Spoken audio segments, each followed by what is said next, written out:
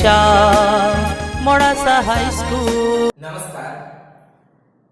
છેલ્લે આપણે ચાપગતિના સંદર્ભમાં કણના પર લાગતું ટોર્ક તેની ચર્ચા કરી ગયા. તેની વ્યાખ્યા આપણે જોઈ. સંદર્ભ બિંદુને અનુલક્ષીને કણના સ્થાન સદિશ r સદિશ અને કણ પર લાગતા બળ F સદિશ ના સદિશ ગુણાકારને કણ પર લાગતું ટોર્ક ટાઉ સદિશ કહે છે. ટાઉ સદિશ બરાબર r સદિશ ક્રોસ F સદિશ અને તેનું મૂલ્ય ટાઉ બરાબર rf sin થીટા, જે આપણને બળની ચાપમાત્રા જેટલું મળે. તેવા ટોર્કના સંદર્ભમાં આપણે જમણા હાથના અંગૂઠાના નિયમ દ્વારા તેની દિશા નક્કી કરી શકીએ છીએ. r સદિશ અને f સદિશ વડે રચાતા સમતલને લંબ રૂપે તે મળશે. તો આમ રેખીય ગતિમાં બળ જે ભાગ ભજવે છે તેવો ભાગ ચાપગતિમાં ભજવનારી રાશિ એ ટોર્ક છે. એટલે કે બારણાની એ ચાપગતિ માટે આપણે જે બળ લગાડ્યું તે બળનું રૂપાંતરણ ટોર્કમાં પરિણમે છે. અને તેવા ટોર્કના સંદર્ભમાં આપણે તેનો એકમ કીધો ન્યૂટન ઇન્ટુ મીટર, કે જે ઊર્જા અથવા કાર્યને સમતુલ્ય છે. તેનાથી આગળ વધીએ તો તેના જેવો જ બીજો મુદ્દો છે આપણો ચાપગતિની રાશિ કોણીય વેગમાન. કણનું કોણીય વેગમાન સમજાવો. આ પ્રકારનો આપણો પ્રશ્ન થઈ શકે. તો કણનું કોણીય વેગમાન, કોણીય વેગમાનને આપણે L સદિશ વડે દર્શાવીશું. જેમ રેખીય ગતિમાં બળ તેમ ચાપગતિમાં ટોર્ક, તો તે જ પ્રકારે રેખીય ગતિમાં રેખીય વેગમાન, જેને આપણે અત્યાર સુધી વેગમાન બોલતા હતા p સદિશ, તો તેને સમતુલ્ય રાશિ ચાપગતિમાં કોણીય વેગમાન L સદિશ છે. તો તેવા કોણીય વેગમાનની થિયરી પણ કણ પર લાગતા ટોર્ક જેવી જ છે. તેથી આપણે કહી શકીએ કે ટોર્કની થિયરી તમને આવડે તો કોણીય વેગમાન આપોઆપ આવડી જાય. તો આપણે તેવા કોણીય વેગમાનની વાત કરી રહ્યા છીએ. રેખીય ગતિમાં રેખીય વેગમાન p સદિશ જે ભાગ ભજવે છે તેવો ભાગ ચાપગતિમાં ભજવતી રાશિ એટલે કોણીય વેગમાન L સદિશ. આપણે તેવા કોણીય વેગમાનની સમજ માટે આકૃતિ તૈયાર કરીએ.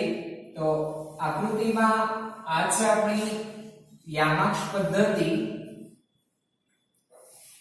તેવી યામાક્ષ પદ્ધતિને અનુરૂપ x, y અને z ઉગમ બિંદુ O, જેને આપણે સંદર્ભ બિંદુ તરીકે લઈશું. કોઈક કોણ P આવેલો છે. અહીં તે કોણને આપણે હવે P ન કહેતા Q કોણ તરીકે લઈએ. તો કોઈક કોણ Q આવેલો છે. m દળ અને v જેટલા વેગથી તે ગતિ કરે છે. તો આવા Q કોણનો સ્થાન સદિશ r સદિશ સંદર્ભ બિંદુને અનુલક્ષી અને તેનો સ્થાન સદિશ ધારો કે r સદિશ છે. અને તેવા Q કોણ તેનું રેખીય વેગમાન, જે આપણે જાણીએ છીએ વેગની દિશામાં હોય તો p સદિશ, રેખીય વેગમાન p સદિશ એટલે જ mv સદિશ આ દિશામાં પ્રવર્તે છે. આવા આ રેખીય વેગમાનની કાર્યરેખાને બળની કાર્યરેખાની જેમ જ પાછળની તરફ લંબાવી શકાય. તો રેખીય વેગમાનની કાર્યરેખા. આવા આ r સદિશ અને p સદિશ વચ્ચેનો ખૂણો ધારો કે થીટા છે, માટે આ ખૂણો પણ થીટા થશે. આપણે આવા સંદર્ભ બિંદુ O માંથી રેખીય વેગમાનની કાર્યરેખા પર લંબ દોરીએ તો તે લંબ OM એ રેખીય વેગમાનની કાર્યરેખાનું સંદર્ભ બિંદુ O થી લંબ અંતર છે.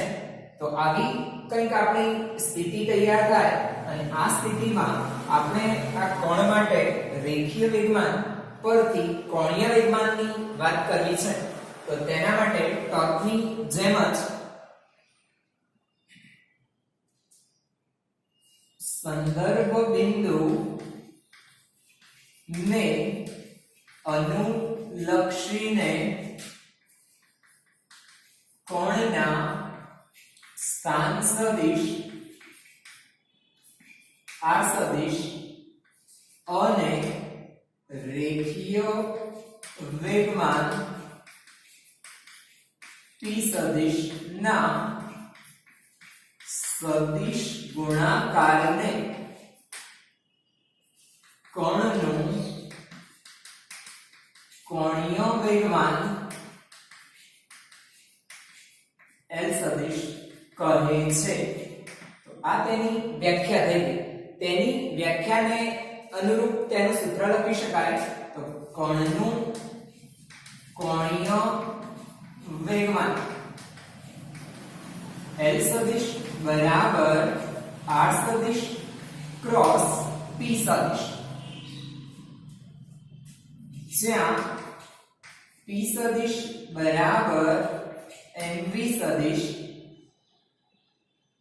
બરાબર m દળના કોણને v સદિશ વેગથી ગતિ કરાવતા તેનું રેખીય વેગમાન એ p સદિશ થશે. આવી આપણી સ્થિતિમાં આપણે તેનું મૂલ્ય મેળવવું હોય તો કોણીય વેગમાનનું મૂલ્ય L બરાબર r p sin થીટા, જ્યાં થીટા એ r સદિશ અને p સદિશ વચ્ચેનો ખૂણો છે. તો આપણી આ સ્થિતિમાં આ સ્થાન સદિશ r સદિશ અને રેખીય વેગમાન p સદિશ બંને વચ્ચેનો ખૂણો થીટા આપણે દર્શાવ્યો છે. તમારે ધ્યાનમાં લેવું, થીટા એ બંને સદિશોના ટેલ ટુ ટેલ કાં તો હેડ ટુ હેડ જોડાણથી મળતો ખૂણો છે. આપણે આને થીટા લઈ શકતા નથી, કેમ તો q આગળ p નું ટેલ અને r સદિશનું હેડ જોડાયેલા છે. માટે આપણે r સદિશને આગળ વધાર્યા અને આ r સદિશ અને p સદિશ બંને વચ્ચેનો ખૂણો થીટા તરીકે લઈશું. આવા આ કોણીય વેગમાનને આપણે દર્શાવવું છે કે તે રેખીય વેગમાનની ચાક માત્રા છે. તો તેના માટે આપણે આપેલી સ્થિતિમાં L બરાબર લખી શકીએ p r sin થીટા, સમીકરણ 1. અહીં r sin થીટા ની કિંમત આપણે મેળવવી છે. તો r sin થીટા ની કિંમત મેળવવા માટે કાટકોણ ત્રિકોણ આકૃતિમાં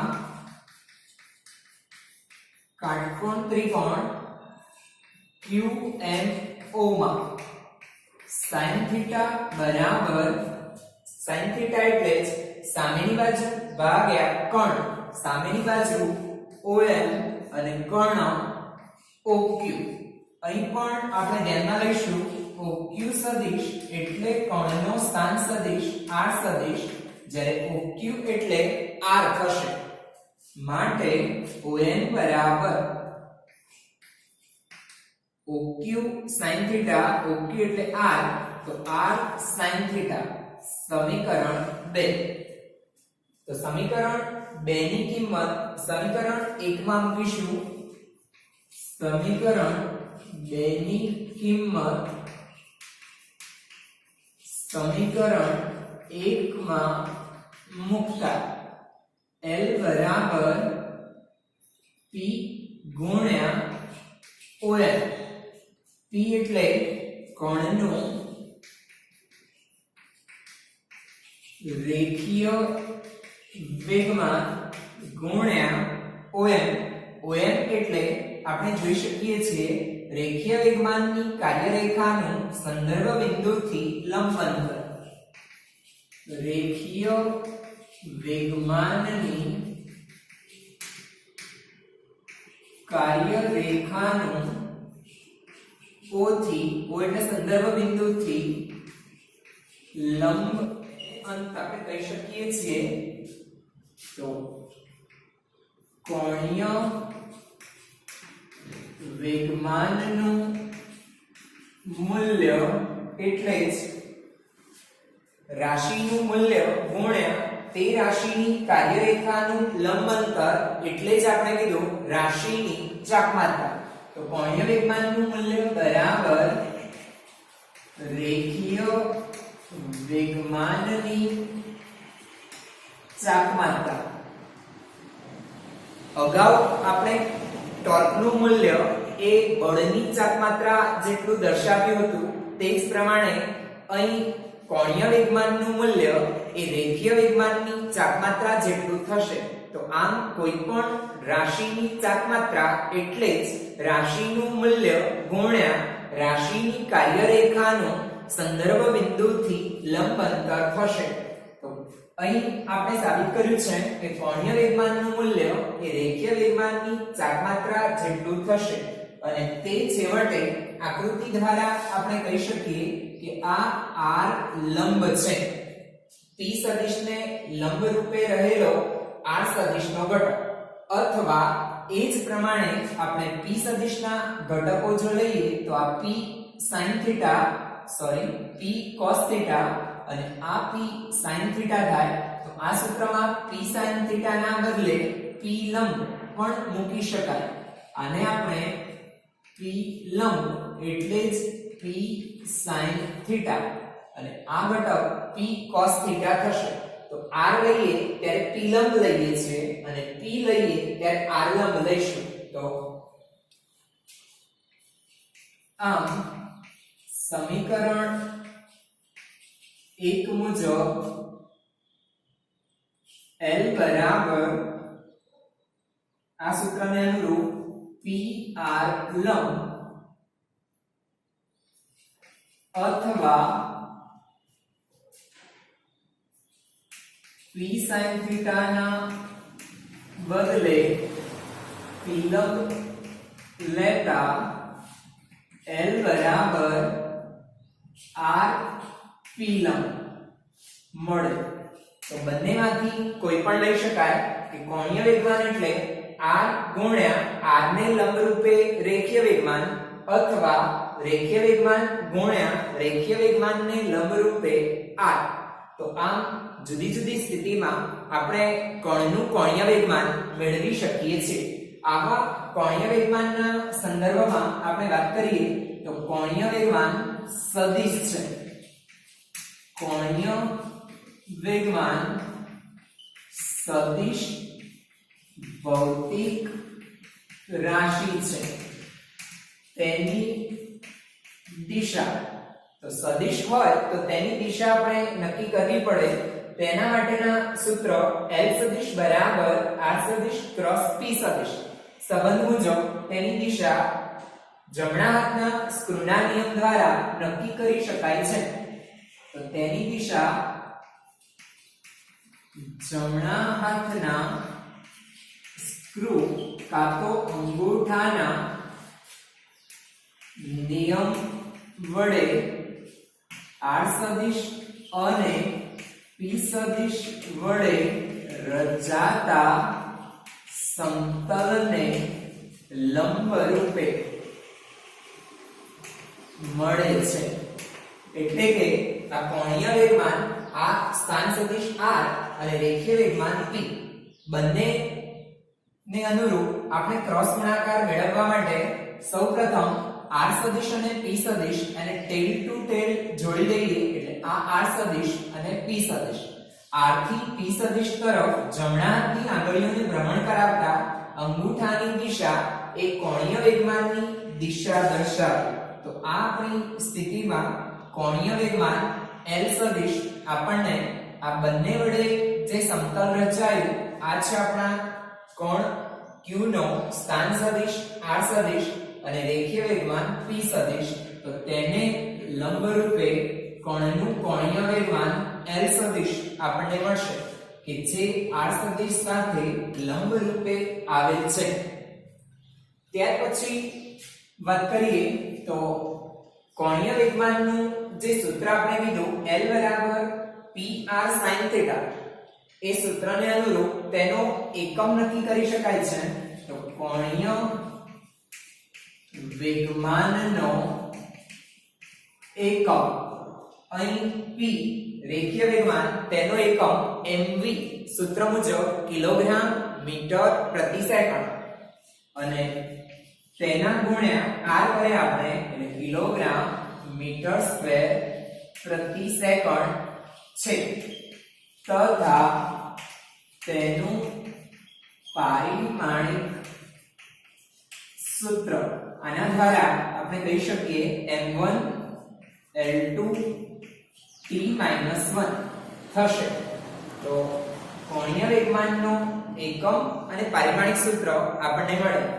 તેને અનુલક્ષી આગળ વધીએ તો આપણા આ સમીકરણ 1 દ્વારા આપણે જોઈ શકીએ છીએ કે કોણીય વેગમાન એ p r અને થીટા એમ ત્રણ બાબતો પર આધાર રાખે છે. એટલે સંદર્ભ બિંદુ O બદલવાથી કોણનો સ્થાન સદિશ r બદલાય અને r બદલાય સાથે સાથે થીટા પણ બદલાય અને પરિણામે L બદલાય છે. તો કોણીય વેગમાનની વ્યાખ્યામાં સંદર્ભ બિંદુનો ઉલ્લેખ અનિવાર્ય છે. સંદર્ભ બિંદુ બદલવાથી કોણીય વેગમાન બદલાય છે.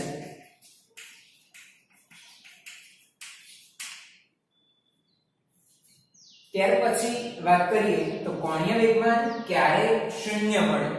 તો કાં તો p0 હોય એટલે રેખીય વેગમાન 0 તો કોણીય વેગમાન શૂન્ય મળે.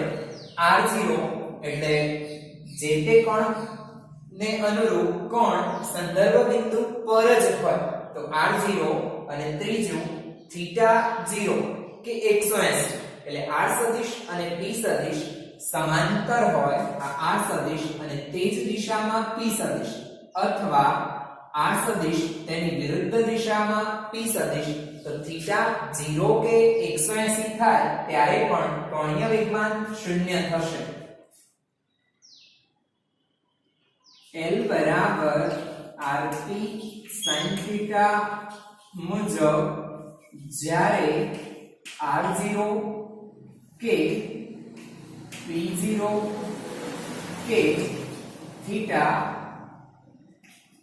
0 ડિગ્રી કે થીટા 180 ડિગ્રી હોય ત્યારે કોણીય વેગમાન શૂન્ય મળે છે. તો આમ જુદી જુદી સ્થિતિ વખતે આપણે કોણીય વેગમાન તેની માહિતી મેળવી શકીએ છીએ. તો આ થઈ ચર્ચા કોણનું કોણીય વેગમાન સમજાવો. અહીં તમે જોયું કે દરેક મુદ્દા લગભગ કોણ પર લાગતા ટોર્ક આ થિયરીના જેવા જ છે. આપણે આવી સ્થિતિમાં એ કોણીય વેગમાનને ઘટકોના સ્વરૂપમાં દર્શાવવું છે. તો તેવા કોણીય વેગમાનના સૂત્રને અનુરૂપ આપણે આગળ વધીશું.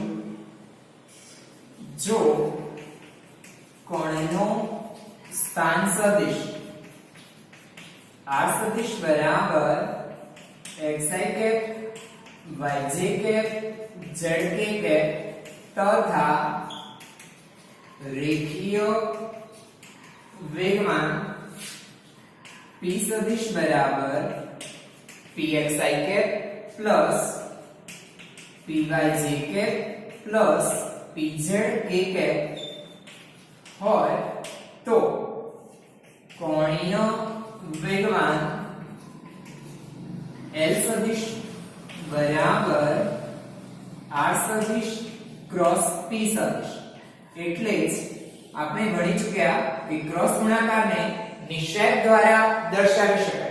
તેની પ્રથમ હારમાં I cap J cap K cap, બીજી હારમાં R સદિશના ઘટકો x y z અને ત્રીજી હારમાં P સદિશના ઘટકો px py અને pz લઈએ તો તેનું વિસ્તરણ કરવા માટે આપણે શીખી ચૂક્યા I કેપ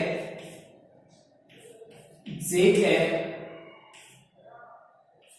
K કેપ લખીશું. હવે I કેપ ની સાથે પદ મેળવવા માટે I કેપ ની ઊભી અને આડી લાઈન જોતા નથી. I કેપ ના તરત પછી J કેપ તેની નીચેથી ક્રોસમાં જઈશું. તો ક્રોસ ગુણાકાર વખતે આપણે શીખી ચૂક્યા. તો ypz zpy. J કેપ માટે K કેપ ની નીચેથી ક્રોસમાં જઈશું. zpx xpz અને K કેપ માટે I કેપ ની નીચેથી xpy ypx. આ જે I સાથેનો સહગુણક છે તે કોણીય વેગમાનનો x ઘટક આપે તેને આપણે Lx કહીશું. Lxi cap Ly j cap Lz k cap, જ્યાં Lx એટલે ypz zpy, Ly એટલે zpx xpz અને Lz એટલે xpy ypz.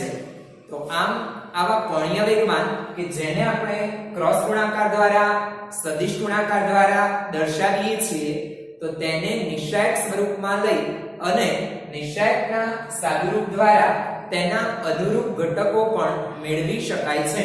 તો આ થઈ ચર્ચા કોણનું કોણીય વેગમાન.